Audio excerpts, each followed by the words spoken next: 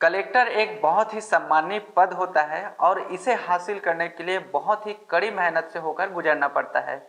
तो साथियों, आज की इस वीडियो में हम बात करने वाले हैं कि कलेक्टर बनने के लिए हमें कौन कौन से प्रोसेस से होकर गुजरना पड़ता है, कौन कौन सी योग्यताएं होनी चाहिए। इस तरह से पूरी जानकारी हम आपको देने वाले हैं A to Z। तो इस वीडियो को आप अंत तक जरूर देखें। कलेक्टर एक उच्च अधिकारी का पद होता है जिसे हम IAS ऑफिसर के नाम से भी जानते हैं। कलेक्टर वह प्रशासनिक व्यक्ति होता है जो राज्य के किसी भी जिले में कार्यरत होता है। जिस जिले में डिस्ट्रिक्ट कलेक्टर मौजूद होते हैं वहां उसके नीचे सभी प्रशासनिक अधिकारी कार्यरत होते हैं। देश के हर राज्य के अलग अलग जिलों में डिस्ट्रिक्ट कलेक्टर अधिकारी का चयन किया जाता है। अगर साधारण भाषा में कहा जाए तो कलेक्टर पूरे जिले का एकलौता अधिकारी होता है जिसके नीचे सारे प्रशासनिक अधिकारी कार्य करते हैं। इसके साथ साथ जिले में कानून व्यवस्था को बनाए रखना, शांति व्यवस्था को बनाए रखना कलेक्टर की जिम्मेदारी होती है। कलेक्टर के कार्यभार।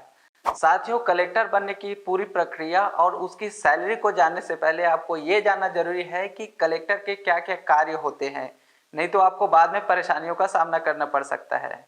तो आइए जानते हैं कि कलेक्टर के क्या क्या कार्यभार होते हैं।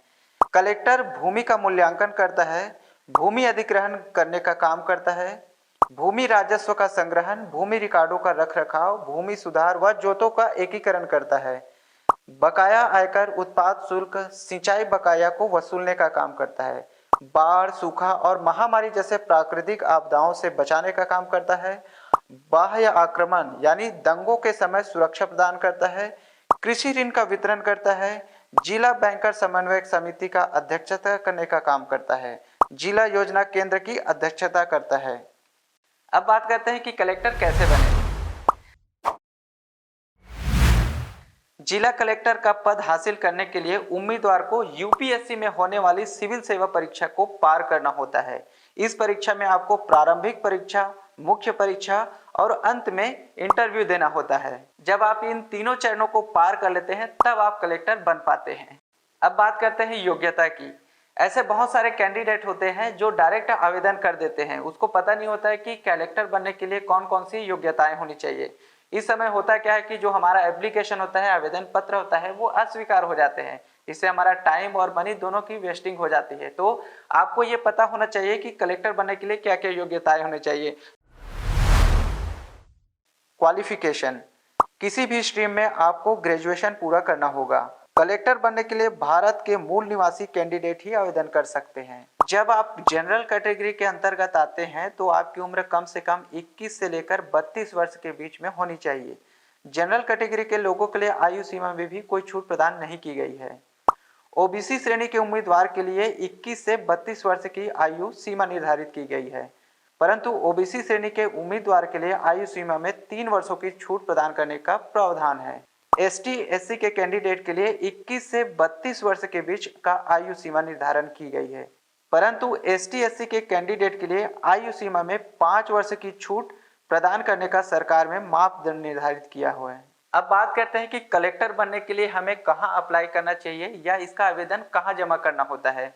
तो कलेक्टर बनने के लिए सबसे पहले आपको वेबसाइट पर जाना होगा। इसके लिए आपको रिक्वायरमेंट का इंतजार करना पड़ेगा। जब रिक्वायरमेंट आती है तो वहां पे बहुत सारे नोटिफिकेशन रहते हैं जिसे आप वेबसाइट पे देख सकते हैं।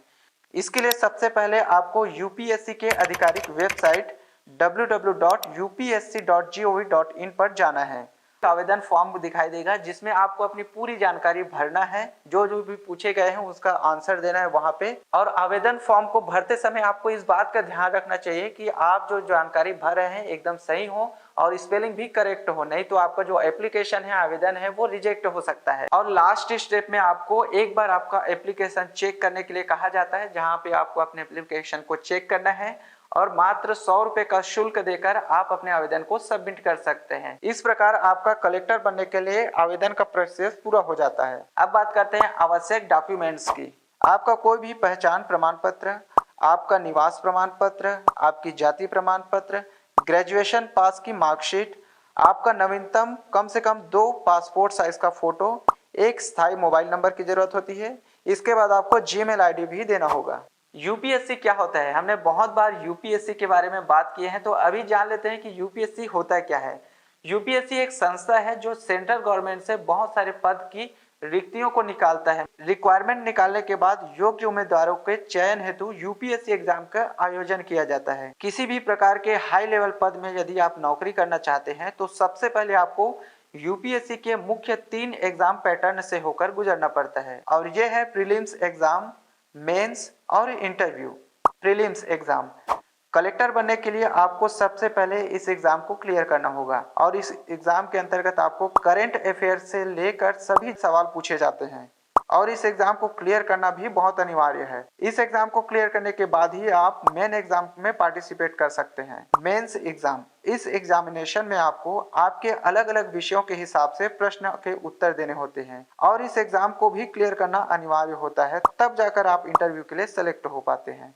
इंटरव्यू, कैंडिडेट का इंटरव्यू लिया जाता है और इस इंटरव्यू में दिमाग की बुद्धिमत्ता के साथ साथ प्रेजेंस ऑफ माइंड और कैंडिडेट की शारीरिक और मानसिक योग्यता की जांच की जाती है। एग्जाम के बाद आपको फाइनली सेलेक्ट कर लिया जाता है। इन सारी प्रोसेस से गुजरने के बाद आपका लास्ट जो प्रोसेस होता है वो होता है ट्रेनिंग का और ट्रेनिंग के लिए आपको लपसेना भेजा जाता है। लपसेना क्या है वो आप गूगल कर सकते हैं या फिर यहाँ स्क्रीन पर दिखाया गया है।